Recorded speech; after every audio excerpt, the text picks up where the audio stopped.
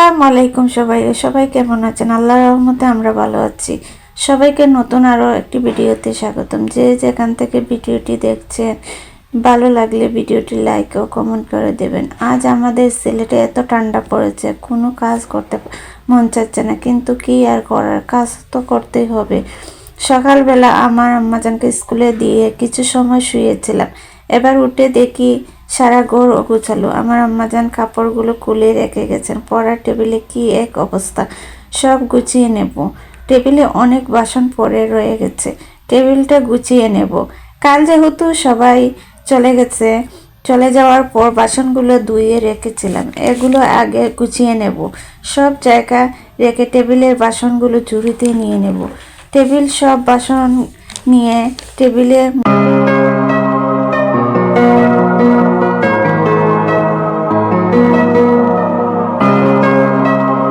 মুছে নেব। এরপর আমার আম্মু পানগুলো ধুয়ে নিচ্ছি।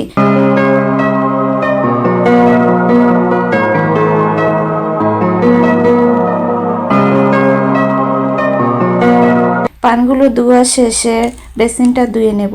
এদিকে আমি ভাত বসিয়ে দেব, পরে বাসনগুলো ধুয়ে নেব। এতগুলো বাসন হয় সকালবেলা, সারাদিন সাথে সাথে বাসনগুলো ধুয়ে রাখার পর মনে হয় শেষ হয় না।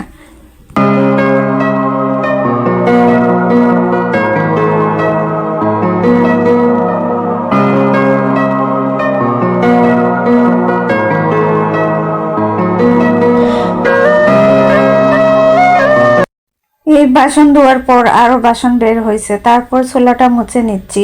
ছোট রান্নাঘর খুব তাড়াতাড়ি নোংরা হয়। বাসনগুলো জায়গায় রেখে আমি চা বসিয়ে দিলাম, অন্যদিকে পরোটা ভেজে নিচ্ছি। এখন আমি চাটা খেয়ে নেব।